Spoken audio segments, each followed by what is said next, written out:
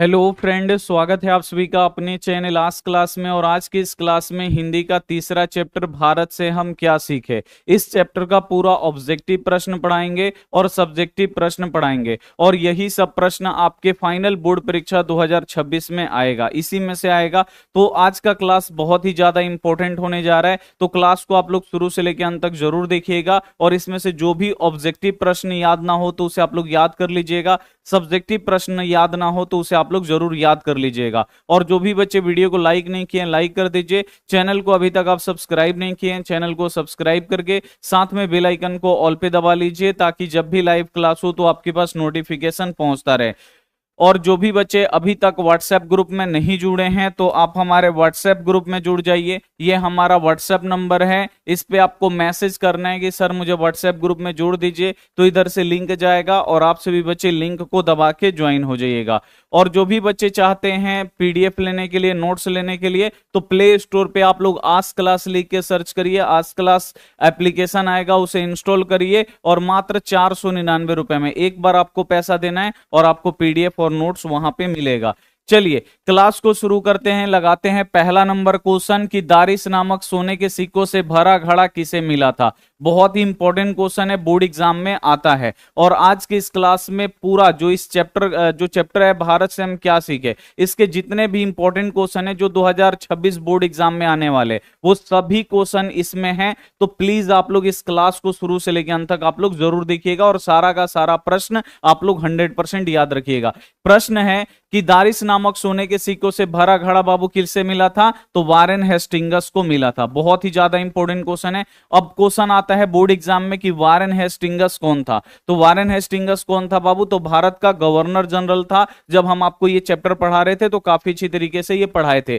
फिर क्वेश्चन आता है कि कितने दारिस नामक सोने के सिक्कों से भरा घड़ा मिला था। अब आपको बताना है कि जो घड़ा मिला था उसमें कितने जो दारिस नामक सोने के सिक्के थे वो कितने थे। तो बाबू घड़ा में कितने दारिस नामक सोने के सिक्के थे, तो आपको याद रखना है 172 दारिस नामक सोने के सिक्के थे। और ये मिला कहां पे था वारेन हेस्टिंगस को, तो आपको याद रखना है बनारस के पास। ठीक है, बनारस के पास खुदाई में वारेन हेस्टिंगस को 172 दारिस नामक सोने के सिक्के मिले थे। ये सब बोर्ड एग्जाम में क्वेश्चन आता है, आप लोग एकदम 100% याद रखिएगा। अगला क्वेश्चन आप लोग देखिए, किसके अध्ययन क्षेत्र में भारत के कारण नवजीवन का संचार हो चुका है। अब यहां पे आपको बताना है किसके अध्ययन क्षेत्र में भारत के कारण नवजीवन में संचार हो चुका है, तो आपको याद रखना है नीति कथा का। बहुत ही इंपॉर्टेंट है ये भी क्वेश्चन, बी वाला जो ऑप्शन होगा 100% राइट हो जाएगा। अगला क्वेश्चन है, मैक्स मुलर के अनुसार सच्चे भारत का दर्शन कहां पे हो सकता है। यह भी बोर्ड एग्जाम के लिए बहुत ही ज्यादा इंपॉर्टेंट है कि मैक्स मुलर के अनुसार बाबू सच्चा भारत अगर आपको देखना है तो आप लोग कहां देख सकते हैं, तो ग्रामीण भारत में, यानी गांव में, भारत के गांव में जाइए, वहां पे आपको सच्चा भारत दिखाई देगा। सच्चा भारत आपको कहां नहीं दिखाई देगा, तो कोलकाता और मुंबई जैसे शहरों में आपको भारत सच्चा भारत दिखाई नहीं देगा। अगर आपको सच्चा भारत देखना है तो आप भारत के गांव में जाइए, यानी ग्रामीण भारत में जाइए। तो यहां पे सी वाला जो ऑप्शन होगा राइट हो जाएगा। अगला क्वेश्चन देखिए, भारत से हम क्या सीखे क्या है। ये जो चैप्टर है हिंदी का तीसरा चैप्टर है भारत से हम क्या सीखे, इसके लेखक कौन है, तो आपको याद रखना है मैक्स मुलर। तो आपको बताना है कि भारत से हम क्या सीखे क्या है, कहानी है, निबंध है, भाषण है, ललित निबंध है, ये क्या है, तो ये बाबू भाषण है। और किनका भाषण है, तो मैक्स मुलर का भाषण है। और ये भाषण किसके सामने दिए थे, तो आपको याद रखना है युवा अंग्रेज अधिकारी, जो अभी अभी एग्जाम पास करके और अधिकारी बने थे, जो युवा अंग्रेज अधिकारी थे, उनके सामने जो मैक्स मुलर हैं, आपको याद नहीं, ये भाषण दिए थे कि भारत से हम लोग क्या क्या सीख सकते हैं। तो ये क्या है, जब भी बोर्ड एग्जाम में आएगा कि भारत से हम क्या सीखे क्या है, भाषण है। और भारत से हम क्या सीखे पाठ के लेखक कौन है, तो आपको याद रखना है मैक्स मुलर। अगला क्वेश्चन देखिए, मैक्स मुलर को वेदांतियों का भी वेदांती किसने कहा। बहुत ही ज्यादा इंपॉर्टेंट क्वेश्चन है, बोर्ड एग्जाम में आता है कि मैक्स मुलर को वेदांती का वेदांती किसने कहा। तो आपको याद रखना है स्वामी विवेकानंद। जो स्वामी विवेकानंद है ना, वो मैक्स मुलर को वेदांतियों का वेदांती बोले। क्यों बोले, क्योंकि जो मैक्स मुलर है ना, ये एक जर्मन देश के थे, जर्मनी के थे, आपको याद रखना है। फिर ये संस्कृत भाषा में पढ़ाई करके ये वेदों के ज्ञाता हो गए थे, यानी वेद को बहुत ही अच्छी तरीके से जान चुके थे। तो जो स्वामी विवेकानंद हैं वो बोलते हैं मैक्स मुलर को वेदांतियों का वेदांती। ठीक है, तो ये आप लोग याद रखिएगा, बहुत ही ज्यादा इंपॉर्टेंट है। अगला क्वेश्चन है प्लेटो और कांट क्या थे। जब हम आपको पढ़ा रहे थे तो उसमें था कि प्लेटो और कांट क्या थे, तो प्लेटो और कांट बाबू दार्शनिक थे। क्या थे बाबू? दार्शनिक थे, इसे आपको याद रखना है। और प्लेटो और कांट कहां के थे? तो यूनान देश के थे, आपको याद रखना है। अगला क्वेश्चन देखिए, किस गवर्नर जनरल के समय 172 दारिश नामक सोने से भरा घड़ा मिला था? अब यहां पे आपको बताना है वो कौन सा गवर्नर जनरल था जिसके समय में 172 दारिश नामक सोने के सिक्के मिले थे। तो किस गवर्नर जनरल के समय मिला था? तो आपको याद रखना है वारेन हेस्टिंग्स। उस समय भारत का जो गवर्नर जनरल कौन था? तो वारेन हेस्टिंग्स था, इसे आपको याद रखना है। अगला क्वेश्चन देखिए, हितोपदेश का जर्मन भाषा में अनुवाद कर किसने प्रकाशित करवाया? तो हितोपदेश को बाबू जर्मन भाषा में कौन अनुवाद कराया? तो जो जर्मनी के होंगे। जर्मनी के कौन है? तो आपको याद रखना है मैक्स मुलर। ठीक है, मैक्स मुलर को संस्कृत आता था, संस्कृत के विद्वान थे। वो संस्कृत को किस भाषा में ट्रांसलेट कर दिए? अपने देश की भाषा में, जर्मन भाषा में, ताकि जर्मन के जो लोग हैं वो भी पढ़ सके। तो जब भी क्वेश्चन आएगा हितोपदेश का जर्मन भाषा में अनुवाद किसने कराया, तो आपको याद रखना है मैक्स मुलर ने कराया। ठीक है, बी वाला जो ऑप्शन होगा राइट हो जाएगा। अगला क्वेश्चन देखिए, मैक्स मुलर ने कालिदास की किस पुस्तक का जर्मन भाषा में अनुवाद किया? अब यहां पे आपको बताना है कि जो मैक्स मुलर हैं वो कालिदास की किस पुस्तक को जर्मन भाषा में अनुवाद कराया? तो आपको याद रखना है मेघदूत। ठीक है, इंपॉर्टेंट क्वेश्चन है बोर्ड एग्जाम के लिए। ये मेघदूत, कालिदास की जो पुस्तक है मेघदूत, इसका जर्मन भाषा में अनुवाद कराए थे मैक्स मुलर। ये आपको याद रखना है, पढ़ाए थे उस समय बहुत ही अच्छी तरीके से। अगला क्वेश्चन है मैक्स मुलर का जन्म कब हुआ? बहुत ही इंपॉर्टेंट क्वेश्चन है कि भाई मैक्स मुलर का जन्म कब हुआ? तो मैक्स मुलर का जन्म हुआ 1823 में। कब हुआ था बाबू मैक्स मुलर का जन्म? 1823 में हुआ था, इसे आपको याद रखना है। ये भी बोर्ड एग्जाम में आता है कि मैक्स मुलर का जन्म कहां पे हुआ था? तो जर्मनी देश में हुआ था। और जर्मनी के किस शहर में हुआ था या किस नगर में हुआ था? ये भी बोर्ड एग्जाम में आता है। तो जर्मनी के डेसाउ नामक शहर में हुआ था जन्म, इसे आपको याद रखना है। अगला क्वेश्चन है सर विलियम जोन्स समुद्री यात्रा करके भारत कब पहुंचे? ये भी हम आपको पढ़ाए थे कि जो सर विलियम जोन्स हैं ये समुद्री यात्रा करके भारत कब पहुंचे थे? तो आपको याद रखना है 1783 में। 1783 में जो सर विलियम जोन्स थे ये समुद्री यात्रा करके भारत पहुंचे और कोलकाता में पहुंचे थे, इसे आप लोग याद रखिएगा, वेरी वेरी इंपॉर्टेंट क्वेश्चन है।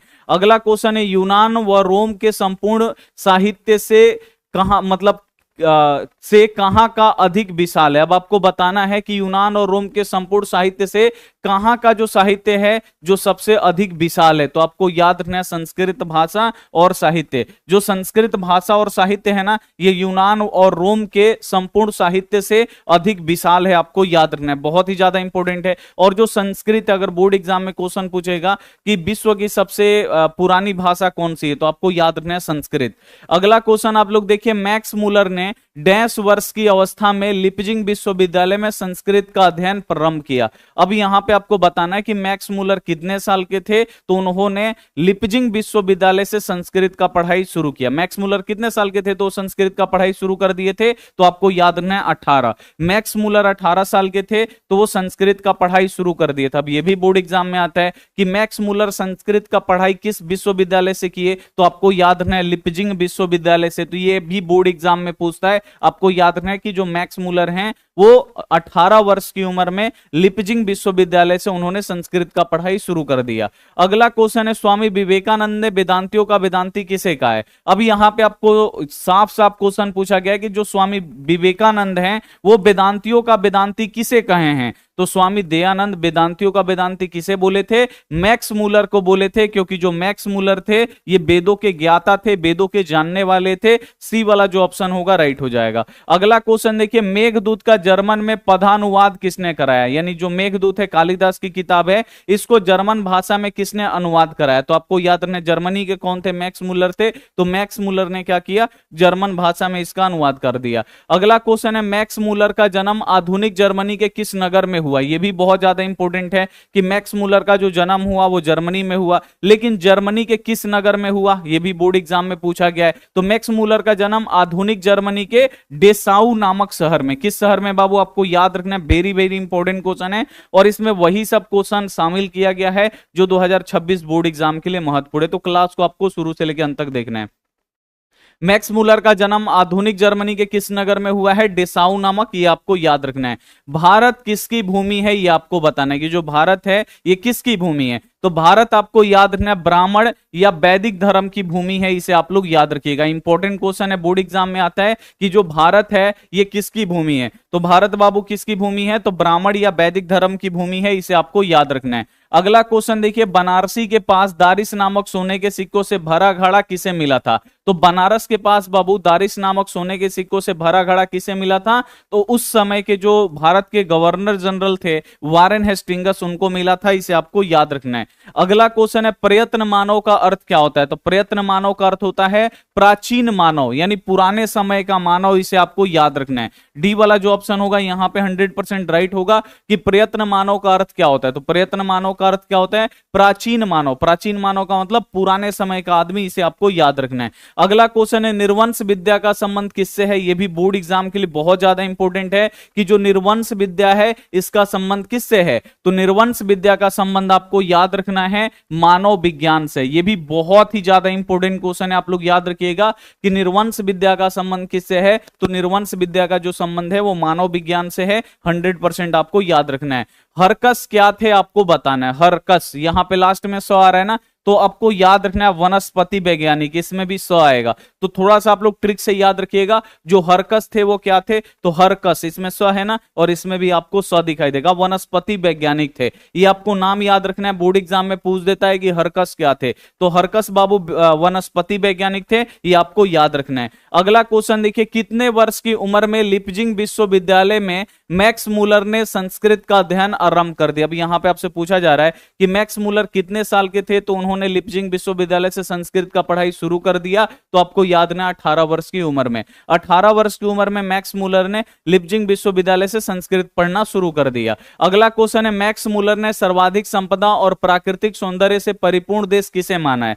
तो मैक्स मूलर सर्वाधिक संपदा और प्राकृतिक सौंदर्य से परिपूर्ण देश बाबू किसे मानते हैं, तो अपने देश भारत को मानते हैं। इसे आप लोग याद रखिएगा, वेरी वेरी इंपॉर्टेंट क्वेश्चन है। अगला क्वेश्चन है, मैक्स मूलर ने किस रचना का जर्मन भाषा में पदानुवाद किया। अब आपको बताना है कि जो मैक्स मूलर हैं वो किस रचना का जर्मन भाषा में अनुवाद किया। तो कालिदास का जो पुस्तक है मेघदूत, मेघदूत का अनुवाद किए थे कि नहीं। ए वाला जो ऑप्शन होगा यहां पे राइट हो जाएगा कि जो मैक्स मूलर हैं वो कालिदास की जो किताब है मेघदूत, ठीक है, मैक्स मूलर ने क्या किया, कालिदास का जो किताब है मेघदूत, इसका जर्मन भाषा में अनुवाद करा। तो ये आपको लोग याद रखिएगा, इंपॉर्टेंट क्वेश्चन है। स्वामी विवेकानंद ने वेदांतियों का भी वेदांती किसे कहा है। तो स्वामी विवेकानंद ने वेदांतियों का वेदांती किसे कहा है, तो आपको याद रखना है मैक्स मूलर को कहा है। यहां पे ए वाला ऑप्शन राइट हो जाएगा। जनरल कनिंघम का संबंध किससे है। अब यहां पे आपको बताना है कि जो जनरल कनिंघम है इनका संबंध क्या है, ये क्या करते थे। तो आपको याद रखना है ये पुरातत्वविद थे। आपको याद रखना ये क्या थे, पुरातत्वविद थे। इसे आपको याद रखना है, जब भी क्वेश्चन आएगा जनरल कनिंघम कौन थे, तो जो जनरल कनिंघम थे ये पुरातत्वविद थे, ये आप लोग याद रखिएगा।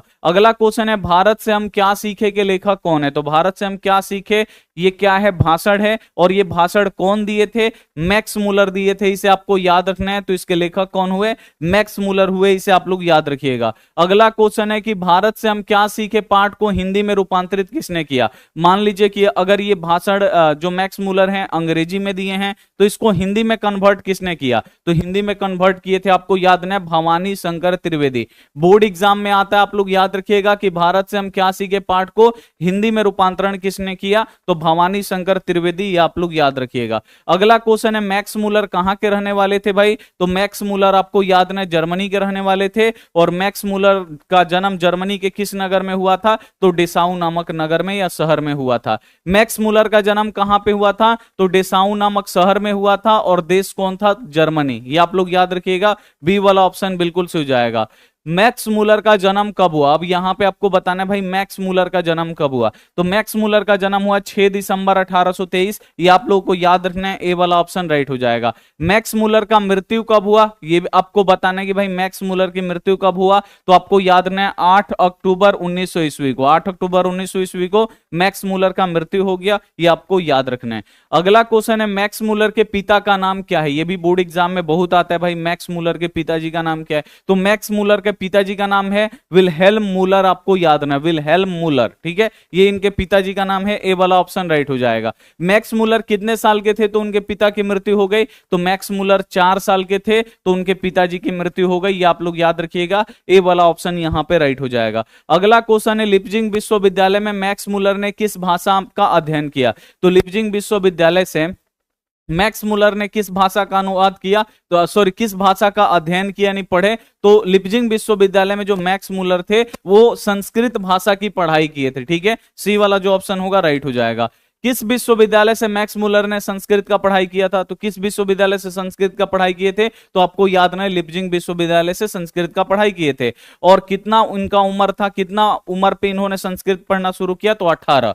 अगला क्वेश्चन आप देखिए, मेघदूत नामक पुस्तक का मेघदूत पुस्तक का अनुवाद मैक्स मूलर ने किस भाषा में किया? तो मेघदूत जो किताब है कालिदास का, इसका अनुवाद मैक्स मूलर ने किस भाषा में किया?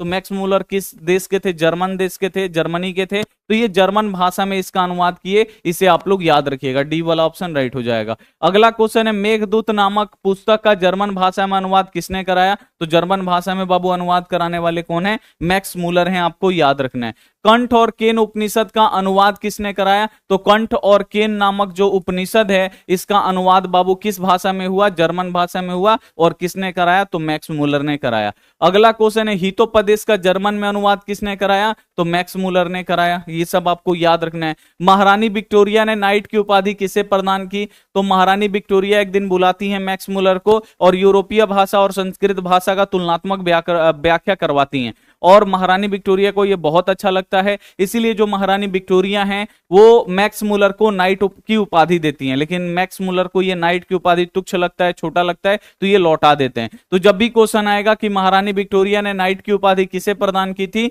तो आपको याद रखना है मैक्स मूलर को प्रदान की थी। लेकिन मैक्स मूलर ये नाइट की उपाधि नहीं लिए। अगला क्वेश्चन है भारत में सर्वाधिक आबादी कहां बसती है? यानी भारत में सबसे ज्यादा लोग कहां रहते हैं? तो आपको याद रखना है गांव में, ठीक है ना। शहर एगो है तो गांव भारत में 1000 गो है, इसे आपको याद रखना है। यानी गांव में सबसे ज्यादा लोग रहते हैं।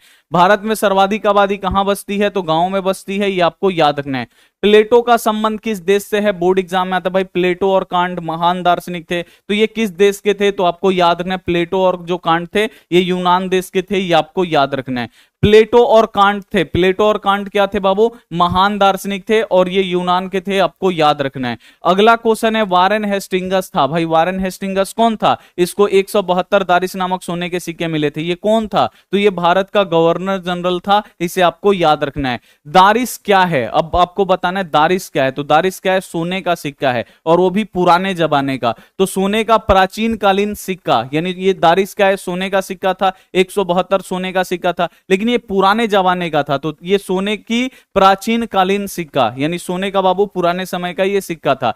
कितने दारिश नामक सोने के सिक्के मिले थे? तो भाई कितने दारिश नामक सोने के सिक्के मिले थे? तो आपको याद रखना है 172 दारिश नामक सोने के सिक्के मिले थे। किसे मिले थे? तो वारेन हेस्टिंगस को। कहां मिले थे? तो बनारस के पास। ये सब आपको याद रखना है। संस्कृत भाषा और यूरोपियन भाषा का तुलनात्मक व्याख्या किसने किया? तो संस्कृत भाषा और यूरोपियन भाषा का तुलनात्मक व्याख्या किसने किया? तो मैक्स मूलर ने किया। और इसी व्याख्या से जो महारानी विक्टोरिया हैं वो खुश होती हैं और मैक्स मूलर को नाइट की उपाधि देती हैं। लेकिन मैक्स मूलर को ये जो उपाधि छोटा लगता है वो लौटा देते हैं, ठीक है। अगला क्वेश्चन देखिए, नालंदा विश्वविद्यालय कहां पे स्थित है? तो जो नालंदा विश्वविद्यालय है ये बिहार में है, आपको याद रखना, बिहार के नालंदा जिला में है, ये आपको याद रखना है। अब यहां पे ऑब्जेक्टिव हमारा क्लियर हो जाता है, खत्म हो जाता है। जितना ऑब्जेक्टिव पढ़ाए ना पूरा पार्ट का है। अगर इस चैप्टर को काफी अच्छी तरीके से जितना भी ऑब्जेक्टिव पढ़ाए हो अगर वो आप लोग याद रखिएगा तो बोर्ड एग्जाम में आपको दिक्कत नहीं होगा, सारा यहीं से आएगा। अब सब्जेक्टिव प्रश्न देख लेते हैं कि सच्चे भारत का दर्शन कहां पे हो सकता है। ये बोर्ड एग्जाम में पूछता है कि अगर आपको सच्चा भारत देखना है तो आप सच्चा भारत का दर्शन कहां पे कर सकते हैं। तो मैक्स मूलर के अनुसार सच्चे भारत का दर्शन सिर्फ भारत के गांव में हो सकता है, आज के कोलकाता, मुंबई, मद्रास जैसे दूसरों शहर में नहीं। अब यहां पे लिखा गया है कि जो सच्चा भारत है उसका दर्शन कहां पे हो सकता है। अगर ये क्वेश्चन ऐसे भी दे देगा, मैक्स मूलर के अनुसार सच्चे भारत का दर्शन कहां पे हो सकता है, तो मैक्स मूलर के अनुसार सच्चे भारत का दर्शन सिर्फ भारत के गांव में यानी ग्रामीण भारत में हो सकता है, आज के कोलकाता, मुंबई, मद्रास जैसे दूसरे शहर में नहीं हो सकता है। अगर भारत की अगर शोभा देखना है, खूबसूरती देखना है, अगर आपको सच्चा भारत देखना है, तो आप भारत के गांव में जाके घूमिए, वहां पे आपको भारतीयता दिखाई देगा। कोलकाता, मुंबई जैसे शहरों में नहीं दिखाई देगा। इसे आप लोग याद रखिएगा, बहुत ज्यादा इंपॉर्टेंट है, बोर्ड एग्जाम में आता है। धर्म के दृष्टि से भारत का क्या महत्व है, यह भी बोर्ड एग्जाम में आता है कि धर्म के दृष्टि से भारत का क्या महत्व है। तो धर्म के दृष्टि से भारत का अलग ही महत्व धारण किए हुए है। भारत देश में ही धर्म का वास्तविक उद्भव और विकास हुआ है। अब यहां पे आपसे क्वेश्चन पूछा जा रहा है कि धर्म की दृष्टि से भारत का क्या महत्व है। तो धर्म की दृष्टि से भारत का जो है एक अलग महत्व धारण किया हुआ है, यानी जो भारत है वो धर्म की दृष्टि में एक अलग महत्व धारण किया हुआ है। भारत देश में ही धर्मों का वास्तव उद्भव और विकास हुआ है, यानी भारत देश में ही जो धर्म है यहीं से उत्पन्न हुआ है और यहीं पे इसका विकास भी हुआ है और यहीं से पूरे विश्व में फैला हुआ है। ठीक है, यह वैदिक धर्म, बौद्ध धर्म तथा जैन धर्म की जन्मभूमि है। भारत भूमि से बाबू कौन कौन से धर्म निकले, तो वैदिक धर्म निकला, बौद्ध धर्म का जन्म यहीं पे हुआ, बौद्ध धर्म भी यहीं बना, वैदिक धर्म भी यहीं बना, जैन धर्म भी यही बना। तो ये जन्म भूमि है, आपको याद है भारत। इस्लाम और ईसाई धर्म की शरण स्थली है। इस्लाम और ईसाई जो हैं, इनकी जो भारत भूमि है ये शरण स्थली है, यानी दूसरे देश से आके यहाँ पे बसे, उनको भी जो भारत भूमि है शरण दिए। तो आपको याद है इस्लाम और ईसाई जो धर्म की ये शरण स्थली है, यहाँ के सभी धर्म के लोग आपस में मिलजुल के रहते हैं और यहाँ के जो भारत देश के लोग हैं, अनेक प्रकार के जाति के लोग, धर्म के लोग रहते हैं और सभी लोग आपस में मिलजुल के रहते हैं। तो जब भी क्वेश्चन आएगा धर्म के दृष्टि से भारत का क्या महत्व है, तो आप लोग लिखिएगा धर्म के दृष्टि से भारत एक अलग महत्व को धारण किए हुए है। भारत देश में ही धर्म का वास्तविक उद्भव और विकास हुआ है। भारत में ही बाबू जो धर्म है ना, ये यहीं से बना है और यहीं से उसका विकास भी हुआ है और यहीं से पूरे विश्व में फैला हुआ है। वैदिक धर्म का भी जन्म कहां पे हुआ, भारत में ही हुआ, भारत में ही वैदिक धर्म बना। बौद्ध धर्म भी बाबू भारत में ही बना, जैन धर्म भी भारत में ही बना। ये भारत की क्या है, जन्म भूमि है, यानी यहीं पे ये धर्म जन्म लिया। ठीक है, तो इस्लाम और ईसाई धर्म की ये शरण स्थली है। ईसाई जो लोग हैं और जो इस्लाम धर्म के जो लोग हैं वो बाहर से आए भारत में, लेकिन भारत क्या किया, उन लोगों को भी शरण दिया, उनकी ये शरण स्थली है, यानी रहने के लिए जगह दिया। यहाँ के सभी धर्मों के लोग आपस में मिलजुल के रहते हैं और यहाँ के सभी जो धर्मों के लोग हैं वो आपस में मिलजुल के रहते हैं, आपको याद रखना है। लेखक ने नया सिकंदर किसे कहा है, बोर्ड एग्जाम में आता है भाई लेखक ने नया सिकंदर किसे कहा है, तो लिखिएगा जो व्यक्ति भारत के धार्मिक, सांस्कृतिक, प्राकृतिक तथा राजनैतिक गौरवपूर्ण इतिहास से अनजान हो उसे ही लेखक ने नया सिकंदर कहा है। तो लेखक बाबू नया सिकंदर किसे कहते हैं, तो जो व्यक्ति भारत के धर्म के बारे में नहीं जानता है, संस्कृति के बारे में नहीं जानता है, भारत के प्रकृति के बारे में नहीं जानता है, यहाँ के राजनीति के बारे में नहीं जानता है, इसके इतिहास से जो भी अनजान है, उसको पता ही नहीं है ये सब के बारे में, उसे ही लेखक नया सिकंदर कहते हैं। बोर्ड एग्जाम में आता है कि लेखक नया सिकंदर किसे कहते हैं, तो आप लोग लिखिएगा जो व्यक्ति भारत के धार्मिक, सांस्कृतिक, प्राकृतिक, राजनीतिक गौरवपूर्ण इतिहास से अनजान है उसे ही लेखक नया सिकंदर कहते हैं। अगला जो क्वेश्चन है कि लेखक ने वारेन हेस्टिंग्स के संबंध में किस दुर्भाग्यपूर्ण घटना का हवाला दिया और क्यों दिया। बोर्ड एग्जाम में आता है कि लेखक ने वारेन हेस्टिंग्स के संबंध में किस दुर्भाग्यपूर्ण घटना का हवाला दिया और क्यों दिया। तो आप लोग लिखिएगा जब वारेन हेस्टिंग्स भारत का गवर्नर जनरल था तब उसे बनारस के पास 172 दारिस नामक सोने के सिक्कों से भरा घड़ा मिला था। वारेन हेस्टिंग्स ने सोने के सिक्कों से भरे घड़े को ईस्ट इंडिया कंपनी को भिजवा दिया ताकि ईस्ट इंडिया कंपनी के नजर में इस महान उदार व्यक्ति के रूप में जाना जाए, लेकिन ईस्ट इंडिया कंपनी इन सिक्कों का ऐतिहासिक महत्व जाने बिना इसे गला दिया। जब वारेन हेस्टिंग्स इंग्लैंड पहुंचे तो पहले से मुद्राएं नष्ट हो चुकी थीं और वह भारत की प्राचीन संस्कृति की रक्षा नहीं कर पाए। अब यहां पे देखिए बाबू क्या है कि लेखक वारेन हेस्टिंग्स के संबंधित किस दुर्भाग्यपूर्ण का हवाला दिया? तो जब भारत के गवर्नर जनरल थे वारेन हेस्टिंगस, तो इनको बनारस के पास 172 दारिस नामक सोने के सिक्के मिले थे, और वो भी भारत के थे और पुराने सिक्के थे। अब ये क्या किया Warren Hastings, east India company को भिजवा दिए ताकि इनका मान सम्मान और बढ़ जाए, इनका इज्जत और बढ़ जाए कि ये बहुत ईमानदार आदमी हैं और इन्हें सोने के सिक्का मिला तो ये रखे नहीं, ये खुद दे दिए, यानी अपने मालिक को भेज दिए। तो ये अपने मालिक को भेज देते हैं और ईस्ट इंडिया कंपनी जो है इन सिक्कों का महत्व नहीं समझते, वो बोलती है सोना है, गला के उसे दूसरा चीज बना दी। यानी जो सोना था बाबू ये भारतीय था, और ये भारतीय की क्या थी बाबू? पहचान थी, संस्कृति की पहचान थी। लेकिन जो वारेन हेस्टिंगस थे, जब वो भिजवा देते हैं ईस्ट इंडिया कंपनी को ये सिक्का, तो वो गला देती है, नष्ट कर देती है। और जब ये इंग्लैंड पहुंचते हैं और पूछते हैं इन सिक्कों के बारे में, तो उन्हें पता चलता है कि मुद्राएं नष्ट हो चुकी हैं, और उन्हें लगता है कि मैं भारत की संस्कृति की रक्षा नहीं कर पाया। और यही इनका क्या है बाबू? दुर्भाग्यपूर्ण घटना है, आप लोग याद रखिएगा। तो ये सारा सब्जेक्टिव क्वेश्चन है जो हम आपको यहां पे पढ़ा दिए, ऑब्जेक्टिव भी पढ़ा दिए, इसी में से आपके बोर्ड एग्जाम 2026 में आएगा। उम्मीद करते हैं ये क्लास आपको काफी अच्छा लगा होगा। काफी अगर आपको अच्छा लगा है तो अपने दोस्तों के पास जरूर शेयर करिए, चैनल को जरूर सब्सक्राइब करिए। मिलते हैं हम आपसे अगली क्लास में, तब तक अपना ध्यान रखिए, मन लगा के पढ़ाई करिए। Take care and bye.